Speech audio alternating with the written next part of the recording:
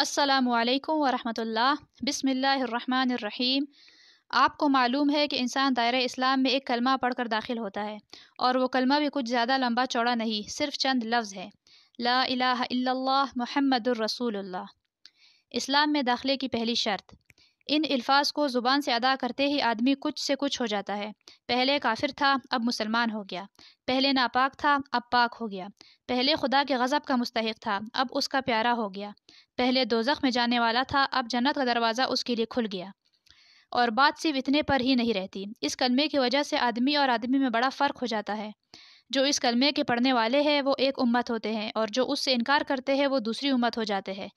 باپ اگر کلمہ پڑھنے والا ہے اور بیٹا اس سے انکار کرتا ہے تو گویا باپ باپ نہ رہا اور بیٹا بیٹا نہ رہا۔ باپ کی جائیداد سے اس بیٹے کو ورثہ نہ ملے گا، ماں اور بہنیں تک اس سے پردہ کرنے لگیں گی۔ گویا یہ کلمہ ایسی چیز ہے کہ غیروں کو ایک دوسرے سے ملا دیتی ہے اور اپنوں کو ایک دوسرے سے کاٹ دیتی ہے، حتیٰ کہ اس کلمے کا زور اتنا ہے کہ خون اور رحم کے رشتے بھی اس کے مقابلے میں کچھ نہیں۔ اتنا بڑا فرق کیوں؟ اب ذرا اس بات پر غور کرو کہ یہ اتنا بڑا فرق جو آدمی اور آدمی میں ہو جاتا ہے، یہ آخر کیوں ہوتا ہے؟ کلمے میں ہے کیا؟ صرف چند حرف ہی تو ہیں: لام، الف، ہا، میم، واو، سین اور ایسے ہی 2-4 حروف اور۔ ان حرفوں کو ملا کر اگر منہ سے نکال دیا جائے تو کیا جادو ہو جاتا ہے کہ آدمی کی کایا پلٹ جائے؟ آدمی اور آدمی میں کیا بس اتنی سی بات سے زمین اور آسمان کا فرق ہو سکتا ہے؟ میرے بھائیوں، تم ذرا سمجھ سے کام لوگے تو تمہاری عقل خود کہہ دے گی کہ فقط منہ کھولنے اور زبان ہلا کر چند حرف بول دینے کی اتنی بڑی تاثیر نہیں ہو سکتی۔ بت پرست مشرک لوگ تو ضرور سمجھتے ہیں کہ بس ایک منتر پڑھ دینے سے پہاڑ ہل جائے گا، زمین شق ہو جائے گی اور چشمے ابلنے لگیں گے، چاہے منتر کے معنی کی کسی کو خبر ہو یا نہ ہو، کیونکہ وہ سمجھتے ہیں کہ ساری تاثیر بس حرفوں میں ہے، وہ زبان سے نکلنے اور طلسمات کے دروازے کھل جائیں گے۔ مگر اسلام میں یہ بات نہیں ہے۔ یہاں اصل چیز معنی ہے۔ الفاظ کی تاثیر معنوں سے ہے۔ معنی اگر نہ ہو اور وہ دل میں نہ اترے اور ان کے زور سے تمہارے خیالات، تمہارے اخلاق اور تمہارے اعمال نہ بدلے تو نرے الفاظ بول دینے سے کچھ بھی اثر نہ ہوگا۔ اس بات کو میں ایک موٹی سی مثال سے سمجھاؤں۔ فرض کرو تمہیں سردی لگتی ہے۔ اگر تم زبان سے روئی لحاف پکارنا شروع کر دو تو سردی لگنی بند نہ ہوگی، چاہے تم رات بھر میں 1,00,000 تسبیح روئی لحاف کی پڑھ ڈالو۔ ہاں، اگر لحاف میں روئی بھرو اور اوڑھ لوگے تو سردی لگنی بند ہو جائے گی۔ فرض کرو کہ تمہیں پیاس لگ رہی ہے۔ اگر تم صبح سے شام تک پانی پانی پکارتے رہو تو پیاس نہ بجھے گی۔ ہاں، پانی کا ایک گھونٹ پی لوگے تو کلیجے کی ساری آگ ٹھنڈی ہو جائے گی۔ فرض کرو کہ تم کو نزلہ بخار ہو جاتا ہے۔ اس حال میں اگر بنفشہ گاؤ زبان کی تسبیح تم پڑھنی شروع کر دو گے تو نزلہ بخار میں کچھ بھی کمی نہ ہوگی۔ ان دواؤں کا جوشاندہ بنا کر پی لوگے تو نزلہ بخار خود بھاگ جائے گا۔ بس یہی حال کلمہ طیبہ کا ہے۔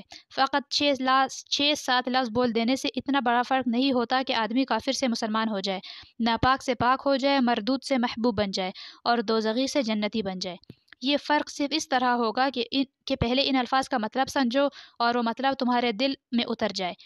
پھر مطلب جان بوجھ کر تم ان الفاظ کو زبان سے نکالو تو تمہیں اچھی طرح یہ احساس ہوگا کہ تم اپنے خدا کے سامنے اور ساری دنیا کے سامنے کتنی بڑی بات کا اقرار کر رہے ہو، اور اس اقرار سے تمہارے اوپر کتنی بڑی ذمہ داری آ گئی ہے۔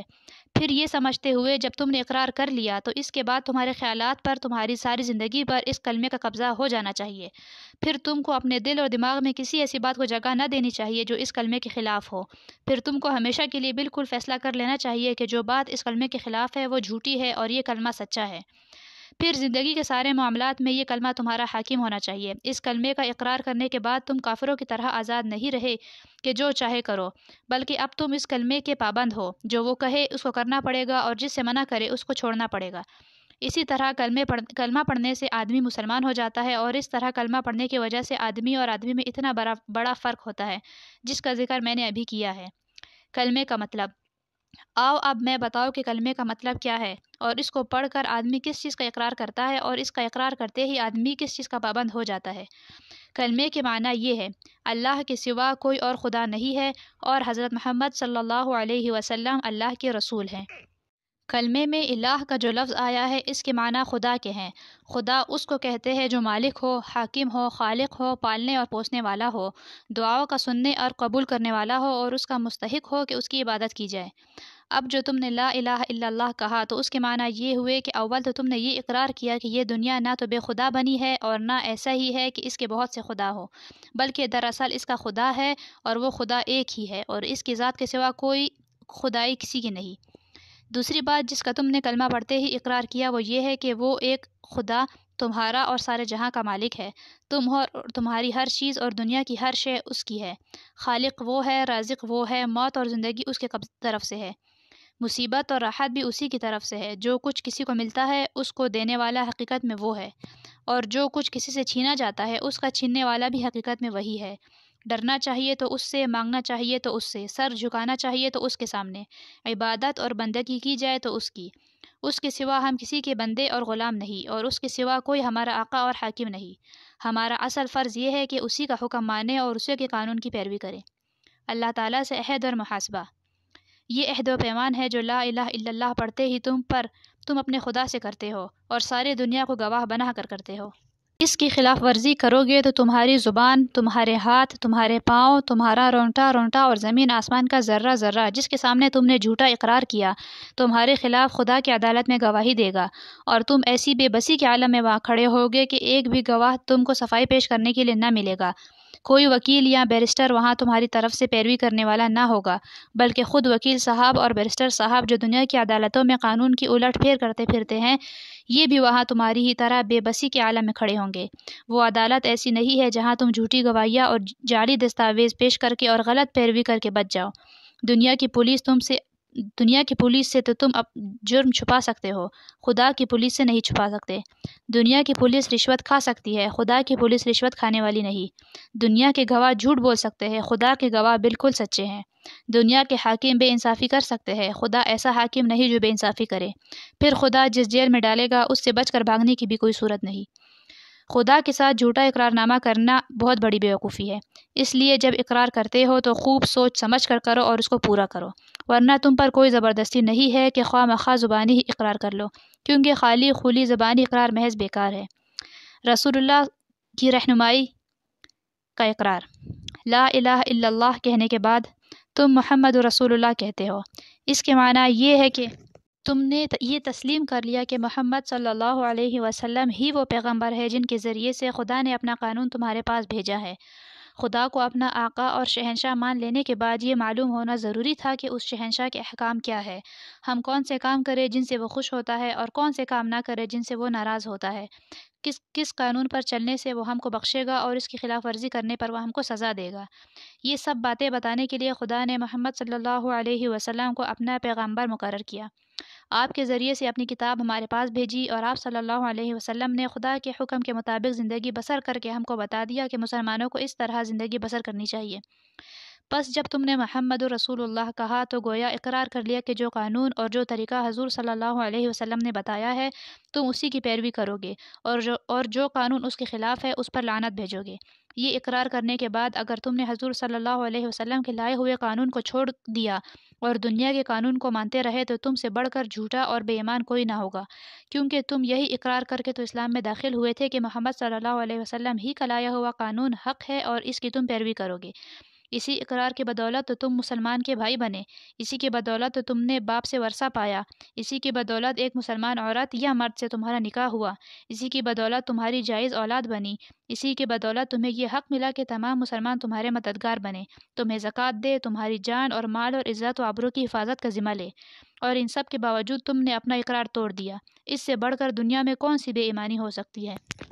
اگر تم لا الہ الا اللہ محمد رسول اللہ کے معنی جانتے ہو اور جان بوجھ کر اس کا اقرار کرتے ہو تو تم کو ہر حال میں خدا کے قانون کی پیروی کرنی چاہیے، خواہ اس کی پیروی پر مجبور کرنے والی کوئی پولیس اور عدالت اس دنیا میں نظر نہ آتی ہو۔ جو شخص یہ سمجھتا ہے کہ خدا کی پولیس اور فوج اور عدالت اور جیل کہیں موجود نہیں ہے، اس کے لیے اس قانون کو توڑنا آسان ہے، اور گورنمنٹ کی پولیس، فوج، عدالت اور جیل موجود ہے، اس لیے اس کے قانون کو توڑنا مشکل ہے۔ ایسے شخص کے متعلق میں صاف کہتا ہوں کہ وہ لا الہ الا اللہ محمد رسول اللہ کا جھوٹا اقرار کرتا ہے، وہ اپنے خدا کو، ساری دنیا کو، تمام مسلمانوں کو اور خود اپنے نفس کو دھوکہ دیتا ہے۔ عہد و اقرار کی ذمہ داریاں۔ بھائیوں اور دوستو، ابھی میں نے تمہارے سامنے کلمہ طیبہ کے معنی بیان کیے ہیں، اب اس سلسلے میں ایک اور پہلو کی طرف توجہ دلاتا ہوں۔ تم اقرار کرتے ہو کہ اللہ تمہارا ہر چیز کا مالک ہے، اس کے کیا معنی ہے؟ اس کے معنی یہ ہے کہ تمہاری جان اپنی نہیں، خدا کی ملکیت ہے، تمہارے ہاتھ اپنے نہیں، تمہاری آنکھیں اور تمہارے کان اور تمہارے جسم کا کوئی عضو تمہارا اپنا نہیں، یہ زمینیں جن کو تم جوتتے ہو، یہ جانور جن سے تم خدمت لیتے ہو، یہ مال و اسباب جن سے تم فائدہ اٹھاتے ہو، ان میں سے کوئی بھی چیز تمہاری نہیں، ہر چیز خدا کی ملک ہے اور خدا کی طرف سے عطیہ کے طور پر تمہیں ملی ہے۔ اس بات کا اقرار کرنے کے بعد تمہیں یہ کہنے کا کیا حق ہے کہ جان میری ہے؟ دوسرے کو مالک کہنا اور پھر اس کی چیز کو اپنی قرار دینا بالکل ایک لغو بات ہے۔ اگر در حقیقت یہ بات سچے دل سے مانتے ہو کہ ان سب چیزوں کا مالک خدا ہی ہے تو اس سے دو باتیں خود بخود تم پر لازم ہوتی ہے۔ ایک یہ کہ جب مالک خدا ہے اور اس نے اپنی ملکیت امانت کے طور پر تمہارے حوالے کی ہے تو جس طرح مالک کہتا ہے اسی طرح تمہیں ان چیزوں سے کام لینا چاہیے۔ اس کی مرضی کے خلاف ان سے کام لیتے ہو تو دھوکے بازی کرتے ہو۔ تم اپنے ان ہاتھوں اور پاؤں کو بھی اس کی پسند کے خلاف ہلانے کا حق نہیں رکھتے۔ تم ان آنکھوں سے بھی اس کی مرضی کے خلاف دیکھنے کا کام نہیں لے سکتے۔ تم کو اس پیٹ میں بھی کوئی ایسی چیز ڈالنے کا حق نہیں ہے جو اس کی مرضی کے خلاف ہو۔ تمہیں ان زمینوں اور ان جائیدادوں پر بھی مالک کے منشا کے خلاف کوئی حق حاصل نہیں۔ تمہاری بیویاں یا شوہر جن کو تم اپنی کہتے ہو اور تمہاری اولاد جن کو تم اپنی کہتے ہو، یہ بھی صرف اس لیے تمہاری ہے کہ تمہارے مالک کی دی ہوئی ہے، لہٰذا تم ان پر بھی اپنی خواہش کے مطابق نہیں کر سکتے بلکہ مالک کے حکم کے مطابق ہی برتاؤ کرنا چاہیے۔ اگر اس کے خلاف کرو گے تو تمہاری حیثیت غاصب کی ہوگی۔ جس طرح دوسرے کی زمین پر قبضہ کرنے والے کو تم کہتے ہو کہ وہ بے ایمان ہے، اسی طرح خدا کی دی ہوئی چیزوں کو تم اپنا سمجھ کر اپنی مرضی کے مطابق استعمال کرو گے یا خدا کے سوا کسی اور کی مرضی کے مطابق ان سے کام لوگے تو وہی بے ایمانی کا الزام تم پر بھی آئے گا۔ اگر مالک کی مرضی کے مطابق کام کرنے میں کوئی نقصان ہوتا ہے تو ہوا کرے، جان جاتی ہے تو جائے، ہاتھ پاؤں ٹوٹتے ہیں تو ٹوٹے، اولاد کا نقصان ہوتا ہے تو ہو، مال اور جائیداد برباد ہو تو ہو، تمہیں کیوں غم ہو؟ جس کی چیز ہے وہی اگر نقصان پسند کرتا ہو تو اس کو حق ہے۔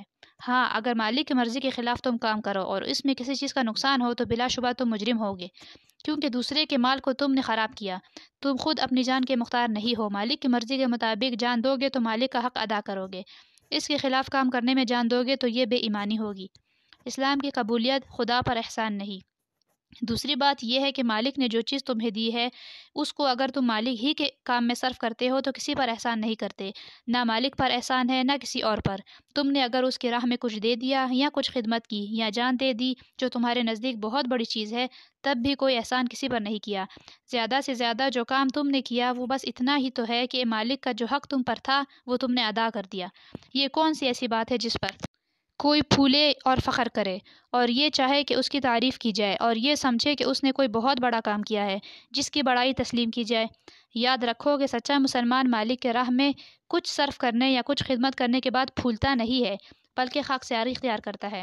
فخر کرنا کار خیر کو برباد کر دیتا ہے۔ تعریف کی خواہش جس نے کی اور اس کی خاطر کوئی کار خیر کیا وہ خدا کے ہاں کسی اجر کا مستحق نہ رہا، کیونکہ اس نے تو اپنے کام کا معاوضہ دنیا ہی میں مانگا اور یہیں اس کو مل بھی گیا۔ اللہ کا احسان اور ہمارا رویہ۔ بھائیو، اپنے مالک کا احسان دیکھو کہ اپنی چیز تم سے لیتا ہے اور پھر کہتا ہے کہ یہ چیز میں نے تم سے خریدی اور اس کا معاوضہ میں تمہیں دوں گا۔ اللہ اکبر! اس شان جو دو کرم کا بھی کوئی ٹھکانہ ہے۔ قرآن میں ارشاد ہوتا ہے ان اللہ اشتری من المؤمنین انفسهم واموالهم بان لهم الجنہ۔ حقیقت یہ ہے کہ اللہ نے مومنوں سے ان کے نفس اور ان کے مال جنت کے بدلے میں خرید لیے ہیں۔ یہ تو مالک کا برتاؤ تمہارے ساتھ ہے، اب ذرا اپنا برتاؤ بھی دیکھو۔ جو چیز مالک نے تم کو دی تھی اور جس کو مالک نے پھر تم سے معاوضہ دے کر خرید بھی لیا، اس کو غیروں کے ہاتھ بیچتے ہو، نہایت ذلیل معاوضے لے کر بیچتے ہو۔ وہ مالک کی مرضی کے خلاف تم سے کام لیتے ہیں اور تم یہ سمجھ کر ان کی خدمت کرتے ہو کہ گویا رازق وہ ہے۔ تم اپنے دماغ بیچتے ہو، اپنے ہاتھ پاؤں بیچتے ہو، اپنے جسم کی طاقتیں بیچتے ہو اور وہ سب کچھ بیچتے ہو جس کو خدا کے باغی خریدنا چاہتے ہیں۔ اس سے بڑھ کر بد اخلاقی اور کیا ہو سکتی ہے؟ بیچی ہوئی چیز کو بیچنا قانونی اور اخلاقی جرم ہے۔ دنیا میں اس پر دغا بازی اور فریب دہی کا مقدمہ چلایا جاتا ہے۔ کیا تم سمجھتے ہو کہ خدا کی عدالت میں اس پر مقدمہ نہیں چلایا جائے گا؟ بدی کا مقابلہ محض نیکی سے نہیں بلکہ اس نیکی سے کرو جو بہت اعلیٰ درجے کی ہو، یعنی کوئی شخص تمہارے ساتھ برائی کرے اور تم اس کو معاف کر دو تو یہ محض نیکی ہے۔ اعلیٰ درجے کی نیکی یہ ہے کہ جو تم سے برا سلوک کرے تم موقع آنے پر اس کے ساتھ احسان کرو۔ ایک آدمی بیک وقت مومن اور منافق، سچا اور جھوٹا، بدکار اور نیکوکار نہیں ہو سکتا۔ اس کے سینے میں دو دل نہیں ہے کہ ایک دل میں اخلاص ہو اور دوسرے میں خدا سے بے خوفی۔ لہٰذا ایک وقت میں آدمی کی ایک حیثیت ہو سکتی ہے، یا تو وہ مومن ہوگا یا منافق۔ اب اگر تم کسی مومن کو منافق کہہ دو یا منافق کو مومن تو اس سے حقیقت النفس الامر نہ بدل جائے گی، اس شخص کی اصل حیثیت لازماً ایک ہی رہے گی۔